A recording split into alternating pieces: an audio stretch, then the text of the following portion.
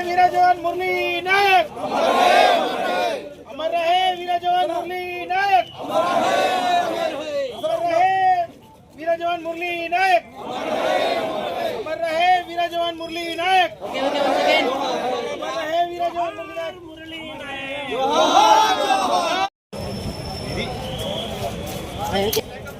ముందులో పోకరేనా నీ కాలు పట్టుకుంటే ముందుకు పోకరు మీరు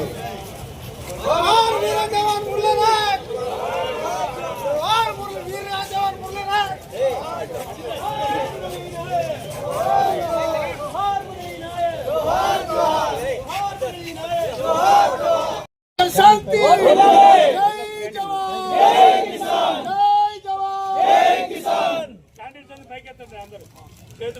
అందరూ పైకెత్తండి जोहार मुरली नायक गाరికి जोहार मुरली नायक गाరికి जोहार मुरली नायक गाరికి जोहार मुरली नायक गाరికి వర్ధిల్లాల భారతదేశ ప్రజల ఐక్యత వర్ధిల్లాల భారతదేశ ప్రజల ఐక్యత जोहार मुरली नायक गाరికి जोहार मुरली नायक गाరికి जय जवान जय किसान जय जवान जय किसान जय जवान जय किसान जोहार मुरली नायक गाరికి जोहार मुरली नायक गाరికి खबरदार भारत देश व्यतिरेकुल्लारा खबरदार जय किसान जय जवान जय किसान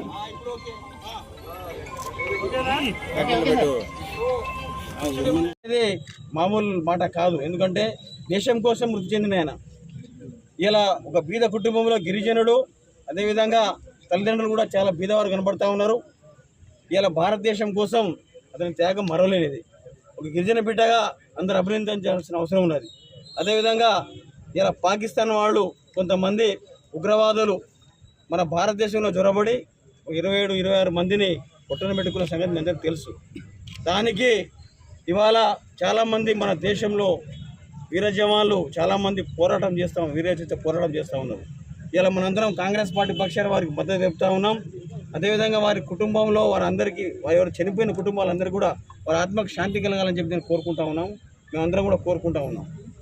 కాబట్టి ఈరోజు మురళీ నాయక్ గారి ఏదైతే ఆత్మకు శాంతి కలగాలని ఇవాళ మనందరం కూడా ఇలా కాంగ్రెస్ పార్టీ పక్షాన పెద్ద ఎత్తున ర్యాలీ చేయడం జరిగింది. అదేవిధంగా వారి కుటుంబంలో వాళ్ళందరికీ కూడా వాళ్ళందరికీ సంతాపం తెలుపుతా ఉన్నాం. అతనికి వాళ్ళ కుటుంబానికి ధైర్యం ఇవ్వాల్సిన అవసరం ఉంది. మనం వారందరికీ కూడా కుటుంబంలో కూడా వారందరికీ ధైర్యం చెప్పి మొన్న సీఎం రేవంత్ రెడ్డి గారు, అదేవిధంగా చంద్రబాబు నాయుడు గారు, మన జగన్ గారు, మాజీ ముఖ్యమంత్రి గారు అందరూ పోయి వారి కుటుంబాన్ని ఓదార్చడం జరిగింది. కాబట్టి ఇలా మనందరం కాంగ్రెస్ పార్టీ పక్షాన మనందరం కూడా ఈ ఉద్యోగస్తుల సంఘాలు తర్వాత మనందరం కూడా ఇలా సంతాపాన్ని ప్రకటిస్తూ వారి కుటుంబాన్ని కూడా మన అండదండగా నిలవాలి. అదేవిధంగా యుద్ధం జరుగుతుంది కాబట్టి మనం కాంగ్రెస్ పార్టీ పక్షాన మనందరం కూడా మనోధైర్యం చెప్పాల్సిన అవసరం ఉంది ఈరోజు జవాన్లందరికీ కూడా. అదేవిధంగా ఇలా బీజేపీ వాళ్ళు ఏదో దీన్ని మసిపూసి మారేడుకాయని చేస్తూ ఉన్నారు.